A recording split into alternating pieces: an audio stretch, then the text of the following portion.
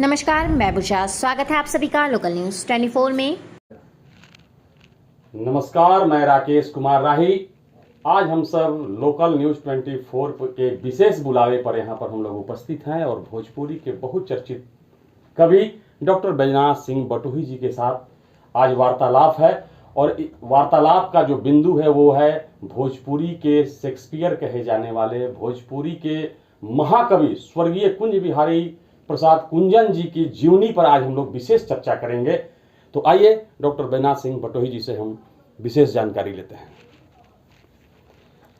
हम ये जानना चाहेंगे कि जो भोजपुरी के महाकवि हैं डॉक्टर स्वर्गीय कुंज बिहारी प्रसाद कुंजन जी, जिनकी बहुत रचना है और बहुत सारी उनकी रचनाएं कई यूनिवर्सिटी में भी लोगों को पढ़ने के लिए मिलती है, भोजपुरी सब्जेक्ट में ऐसा सुनने को मिला है। हम चाहेंगे कि आप उनके शिष्य रहे हैं और उनके सानिध्य में आपने बहुत कुछ उनसे सीखा है। उनकी प्रारंभिक जीवनी पर प्रकाश डालें। यहाँ कुंज बिहारी प्रसाद कुंजन जी जो थे, उनकी प्रारंभिक जीवनी क्या थी? तब देश गुलामी की जंजीरों में जकड़ा हुआ था जी। और आज़ादी की लड़ाई शुरू हो गई थी। जी। वैसे उनका जन्म 20 जनवरी 1920 को हुआ था। जी। तब उनकी पढ़ाई लिखाई और शिक्षा दीक्षा सारा ये नोखा में हुआ। नोखा, गढ़नोखा के रहने वाले थे, रोहतास जिला में ही। रोहतास जिला के गढ़नोखा में। और गोला था चावल का, जी। बहुत बड़ा गोला था और बहुत सी ज़मीनें थी उनके पास। जी। वे 3 भाई थे। जी। और आपकी पढ़ाई तीसरा क्लास तक चल ही रहा था। जी। तब तक हुआ क्या जी। कि ये बड़े भाई जी। और उनके परिवार के सारे सदस्य लोग आज़ादी की जंग में जी। कूद पड़े।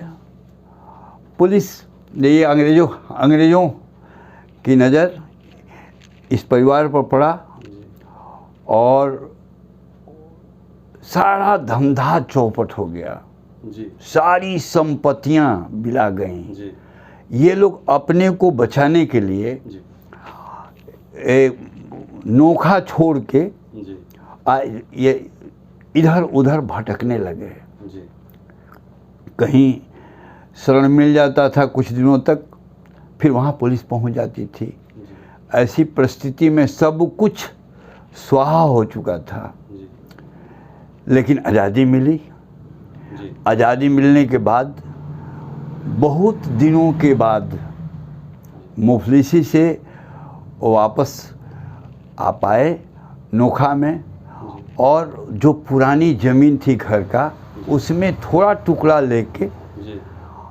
और अपने परिवार के साथ रहना शुरू किए। जी। तब तक बड़े भाई स्वतंत्रता सेनानी थे। जी। और उनकी मौत हो चुकी थी। देहांत होने के बाद 2 भाई बचे। जी। तो बड़े थे ये कुंजन दादा जी। जी। और उनके छोटे भाई डॉक्टर सिंहासन प्रसाद सिंह जी, जी। जो हमारे गुरु भी थे। जी। और बहुत बड़े होम्योपैथिक के ज्ञाता थे। जी। तो उन्हीं के सहारे धीरे धीरे परिवार बढ़ने लगा। जी। कुंजन दादा की शादी भी हुई। एक बेटा है जी। जो आज भी नोखा में फोटोग्राफी का दुकान चलाता है। अच्छा। और किस तरह से अपने परिवार का भरण पोषण करता है। आज भी उनके परिवार के लोग नोखा में हैं। नोखा में हैं। बाद में डॉक्टर सिंहासन प्रसाद सिंह के संघर्ष के बाद जी। सासाराम में भी लोग आए और बस गए। जी। यहाँ पे होम्योपैथिक दवाओं का अपना निर्माण भी शुरू हुआ। धीरे धीरे परिस्थितियाँ बदली जी। और आज भी उस परिस्थितियों में वे लोग जी रहे हैं। जी। तो पढ़ाई तीसरे क्लास तक हुआ। अच्छा। लेकिन भोजपुरी के प्रति समर्पित थे। उनकी शिक्षा दीक्षा मात्र तीसरी क्लास तक, तीसरी क्लास। और उनकी लिखी हुई रचना और किताबें कई यूनिवर्सिटी में चलती है, इस पर आप क्या कहेंगे? देखिए, कबीर हुए, सूरदास जी हुए जी मीरा हुई जी उनकी शिक्षा दीक्षा चाहे जो भी हो, जी, लेकिन उनकी भी तो लोगों पुस्तकें को पता भी चलती नहीं है हैं। कि क्या शिक्षा है उनकी। ये तो विवेक और ज्ञान की बात जी, जी। है। वे भोजपुरी के प्रति समर्पित थे जी और अपना गुरु जी भिखारी ठाकुर को मानते थे। अरे।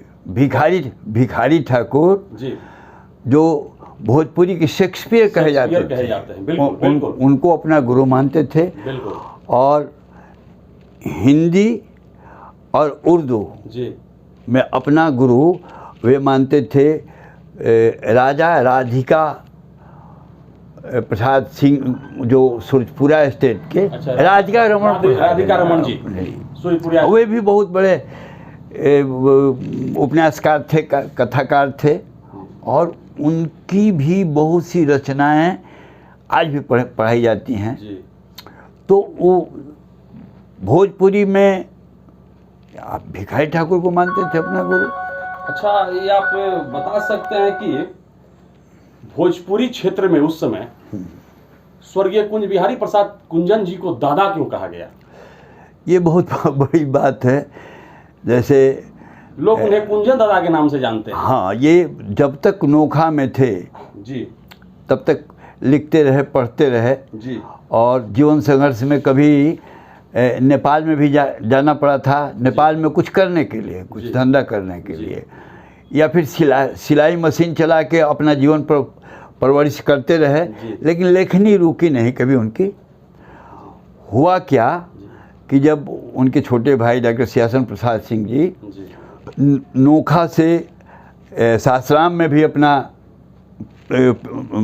शुरू किए जी होम्योपैथी के माध्यम से, जी तो बहुत बड़े ज्ञाता थे ही। जी, तो आपका आना जाना सासाराम में होने लगा। अच्छा, उस समय की बात है। तो कहीं कवि सम्मेलन हो जी तो डॉक्टर साहब, डॉक्टर सियासन प्रसाद सिंह जी तो अपने कार्यक्रम में लगे हुए थे, लेकिन आप कुंजन दादा पर कोई बोझ नहीं रहा, क्योंकि एक बेटा था उनका, जी, और उनकी पत्नी भी देहांत कर गई थी, और भतीजा वगैरह लोग थे, सब करते धरते थे। रहने खाने की व्यवस्था सासाराम में भी था। तो धीरे धीरे कवि सम्मेलन में जी आपका पदार्पण हुआ। जी पदार्पण हुआ, वो भी एक कहानी है। जी, उत्तर प्रदेश के बहुत बड़े भोजपुरी के कवि हैं राम बच्चन शास्त्री अंजोर जी। अच्छा, अंजोर जी। तो अंजोर जी से किस तरह से इनकी मुलाकात हो गई, इनकी रचनाओं से वो बहुत प्रभावित हुए हैं। जी इन्हें कवि सम्मेलन में ले जाना शुरू किए। जी, और जब कवि सम्मेलन में आप गए तो वहाँ इनकी व्यंग रचनाओं से जी, सारे लोग प्रभावित होना शुरू किया। यानी कुंजन दादा व्यंग रस के कवि थे।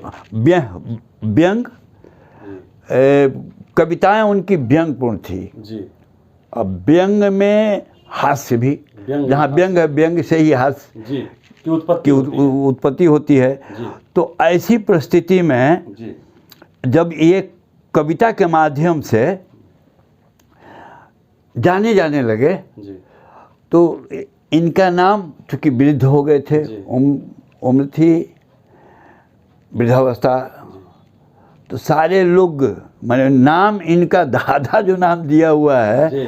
वो हमारे भोजपुरी के महान कवि राम बच्चन शास्त्री अंजोर जी के ही माध्यम से। ओहो, अंजोर जी ने ही कुंजन दादा को कुंजन दादा बनाया, हाँ, कुंजन दादा का नाम दिया।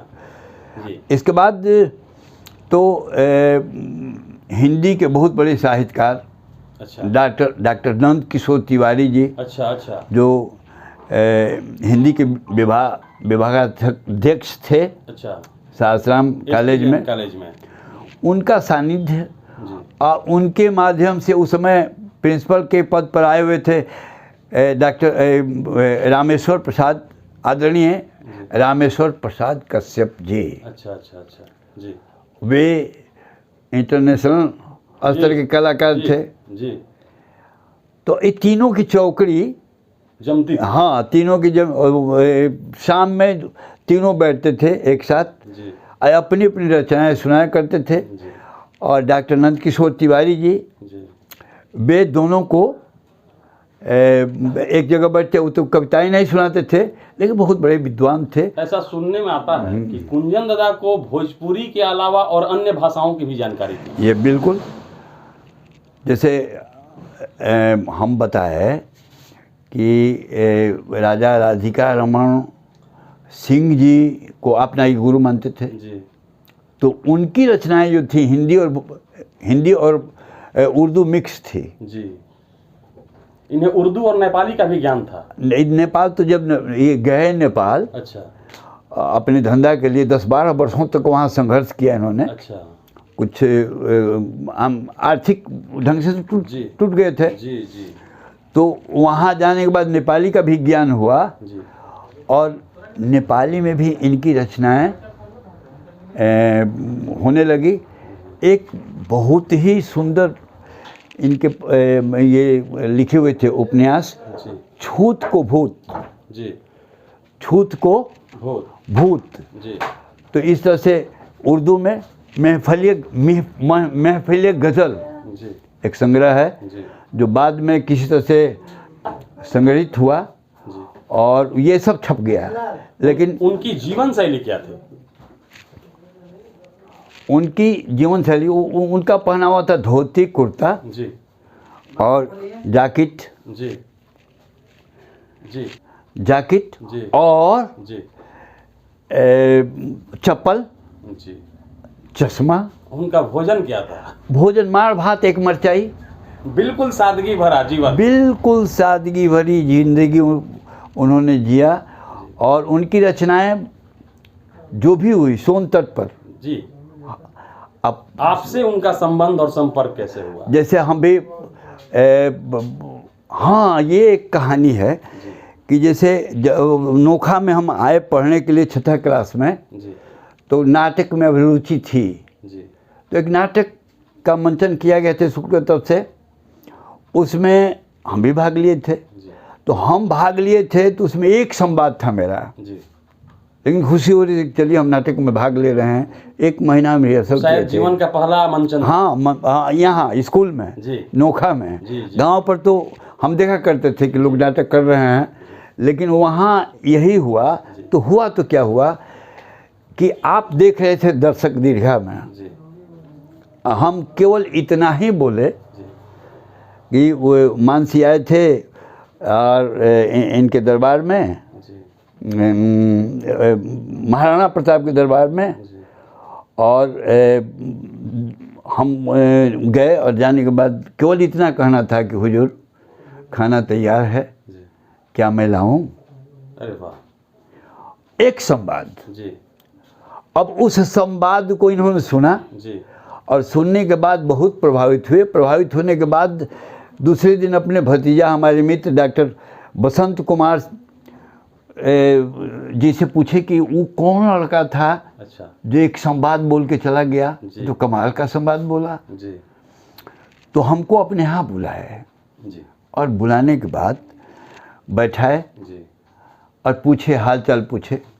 चूँकि हम चंद्रवंशी समाज से आते हैं जी और आप भी चंद्रवंशी समाज से थे। जी जब उनको पता चला कि एक गरीब परिवार का यह लड़का है जी और इसमें प्रतिभा है, पता नहीं क्या प्रतिभा उन्होंने हमको देखा, जी उस प्रतिभा को उन्होंने परखा जी और उसी समय जो हमारी उंगली उन्होंने पकड़ी, जी जब तक जिंदा रहे तब तक मेरा पथ प्रदर्शक बने रहे। और भोजपुरी या जो कुछ भी हम लिख लेते हैं, जी ये सारी प्रेरणा उन्हीं से मिली। चूँकि यानी कवि लेखनी और साहित्य का ज्ञान उन्हीं से प्राप्त उन्हीं से प्राप्त हुआ। कवि सम्मेलन में कभी हम जाते थे जी तो उनकी रचनाओं को हम पढ़ते थे, जी आपका नाम देके। जी तो जैसे सरस्वती वंदना है, जी। तो सरस्वती एक कुंजन दादा का सरस्वती वंदना सुना दिया जाए। कुंजन का सरस्वती वंदना 2 लाइन में। माई आज दे द वरदान हो, अरे क्या बात कि है, कंठ से कवित रस बरसे। वाह, माई आज दे द वरदान हो, बहुत खूब, कि बहुत खूब। माई कंठ से कवित क्या रस बात, बहुत खूब, बरसे। बहुत ऊंचाई की रचना। तो कवि सम्मेलन के पहले सरस्वती वंदना के लिए बुलाया जाता था जी। और हम पढ़ते थे, लोग पसंद करते थे। उनका आपके निवास स्थान तिलौथू से भी आना जाना रहता था क्या? इसलिए कि हम पढ़ने लिखने के बाद जब बेकारी हो गई, कोई रास्ता नहीं मिला, तो होम्योपैथी का ज्ञान गुरु डॉक्टर उनके छोटे भाई जी। डॉक्टर सिंहासन प्रसाद जी से हमको मिला, जी, और हम मजबूर हो गए दाने दाने के लिए। जी। तो होम्योपैथिक पुड़िया बांटने के लिए हम तिलौथू में चले आए। अच्छा अच्छा, जब चले आए तो यहाँ हमारा डेरा हो गया। यानी कि चिकित्सीय ज्ञान भी उसी परिवार से उसी मिला। परिवार से मिला। चिकित्सक ज्ञान ही नहीं, जी शहीद सीताराम सिंह जी, राजनीति, जी जी, हाँ, शहीद सीताराम सिंह वे महान समाजवादी नेता थे, जी, और उन्होंने अत्याचार के खिलाफ लड़ाई लड़ी, अपनी कुर्बानी दी। जी उसी परिवार आदरणीय कुंजन दास जी के अपने भतीजा थे। जी, लेकिन वे शहीद तो हुए, जीत हुई उनकी, शांति आ गई फिर नोखा में। जी। आज बिल्कुल शांति है। तो कुंजन दादा की जो रचनाएं हैं, जैसे सीता के लाल, कुंजन रामायण, रसबुनिया वगैरह वगैरह बहुत सारी रचनाएं हैं, तो हम चाहेंगे कि उन सभी रचनाओं में से 2-2 पंक्ति सुना दिया जाए। देखिए, ये तो बाद में खंड काव्य सीता का लाल, जी जो कि अभी यूनिवर्सिटी में भी इसको पढ़ाया जाता है, जी, और एक गीत जी कुंजन रामायण से, जी जी जी जी। कुंजन रामायण से जी उनका एक गीत है, जी दशरथ विलाप। जी, दशरथ, विलाप। हाँ, जिस गीत को जी कैमूर पहाड़ी पर अवस्थित जो महान संत थे, जी, महान संत शिवानंद स्वामी जी अच्छा अच्छा, बहुत पसंद करते थे। जी कश्यप जी, जी डॉक्टर नंद किशोर तिवारी जी। जी बहुत पसंद करते थे, जी और कुंजन रामायण में है। जी तो उस गीत को मैं पेश कर रहा हूँ जी, कि जब राम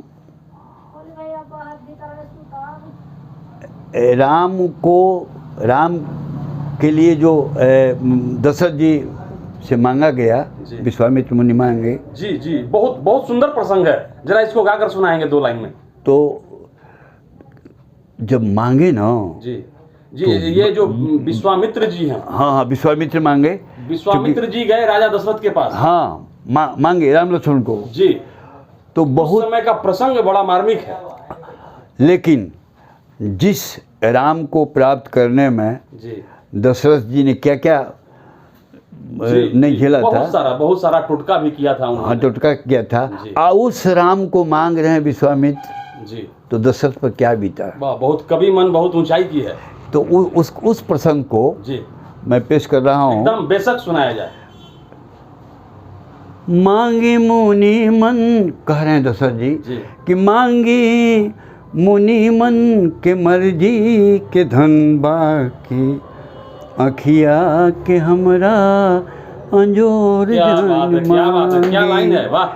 मांगी मुनि मन के धन बाकी, के मर्जी के धन बाकी, अखिया के हमरा अंजोर जन मांगी। बहुत खूब।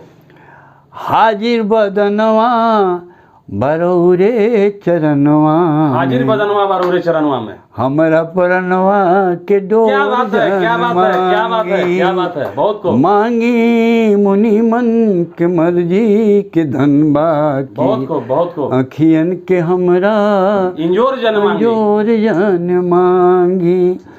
बीच में और है, लेकिन आखिर में जब विवश हो जाते हैं जी तो कि नहीं देना ही होगा राम लक्ष्मण को, जी। तो आखिर में विलाप कर रहे हैं। क्या विलाप कर रहे हैं कि ले जाई चाहे भरत शत्रुघ्न के, ले जाई मूर्छा पे लड़वैया पलटन ले जाएं के, चाहे भरत शत्रुघ्न के, ले जाएं ले जाई चाहे